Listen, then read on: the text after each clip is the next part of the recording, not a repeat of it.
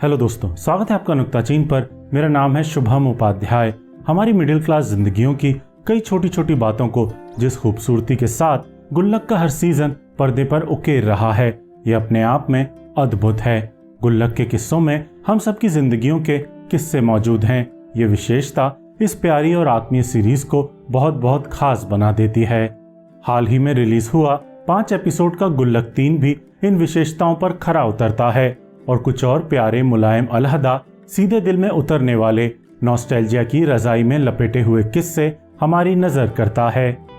गुल्लक का पहला सीजन मजेदार था, हमें नॉस्टैल्जिया की तगड़ी खुराक देकर गया था।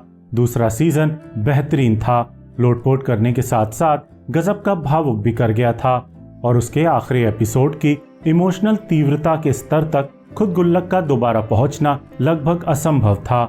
लेकिन गुल्लक के सीजन 3 की समझदारी देखिए। अगर दूसरा सीजन बाप द्वारा बड़े बेटे को संभालने पर खत्म हुआ था, तो तीसरे सीजन के आखिर में वही बड़ा बेटा अपने निराश बाप को संभालने की कोशिश करता हुआ मिलता है और बड़ी ही सुंदरता के साथ ये सीजन पिछले सीजन के अंत से खुद को जोड़ देता है, हमारी आंखों को बड़ी देर के लिए नम कर देता है।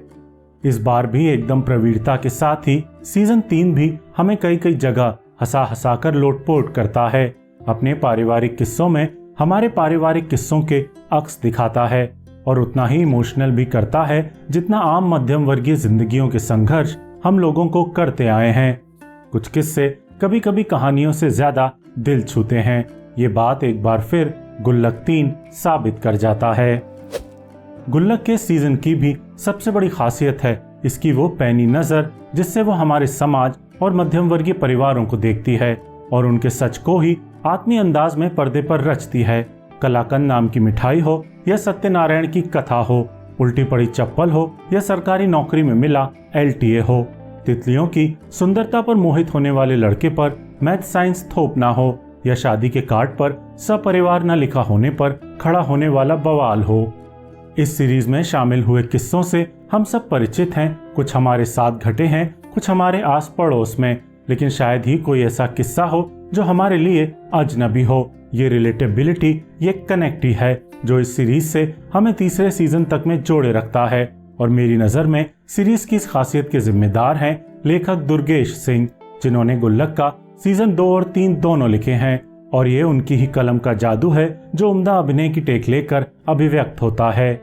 इस सीरीज में परिवार के मुखिया संतोष मिश्रा पत्रकार रविश कुमार को रोज देखते सुनते हैं। उन्हीं रविश कुमार का एक पसंदीदा शेर खासा मशहूर भी है, शौके दीदार अगर है तो नजर पैदा कर। दुर्गेश सिंह के लेखन में वो नजर आती है जो मध्यम वर्गीय जिंदगियों की हर छोटी से छोटी चीज को शऊर से पकड़ने का हुनर रखती है। गुल्लक 2 और 3 के किस्से शायद इसीलिए इतना खनकते भी हैं। अभिनय भी क्या कमाल का है। एक तो किरदार लिखे इतने प्रेम से गए हैं, ऊपर से उन्हें अभिनीत करने वाले कलाकारों ने जैसे उनमें जान डाल दी है।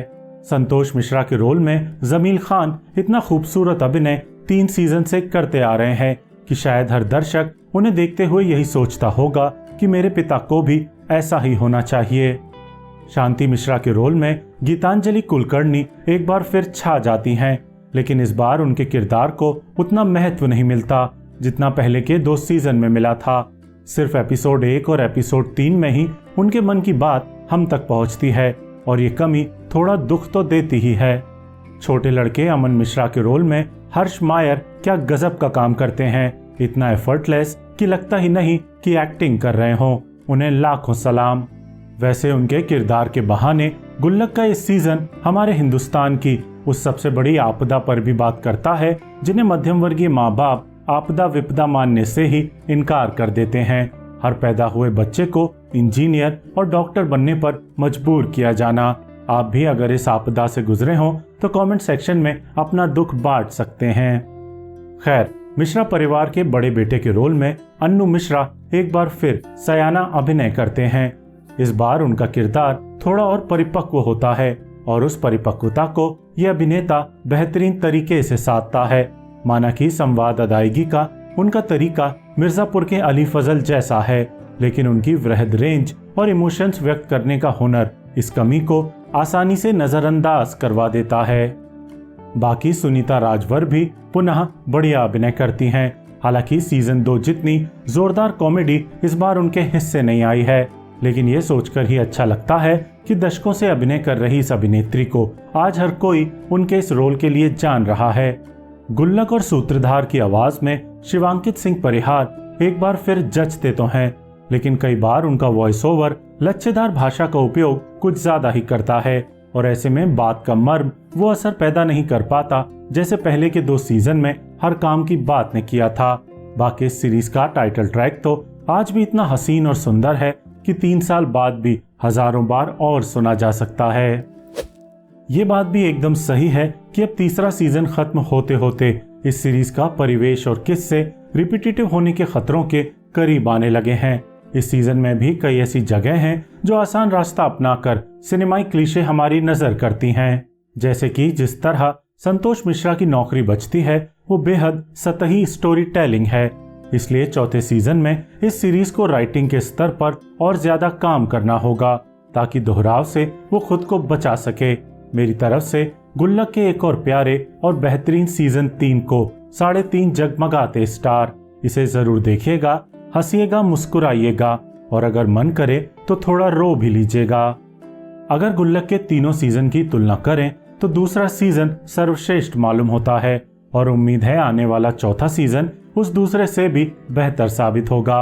रिव्यू पसंद आया हो तो चैनल को जरूर सब्सक्राइब कीजिएगा और अगर आप इंस्टाग्राम पर एक्टिव हैं तो नुक्ताचीन से वहां भी जान पहचान बढ़ा सकते हैं। लिंक आपको नीचे डिस्क्रिप्शन में मिल जाएगा। वीडियो देखने का बहुत बहुत शुक्रिया।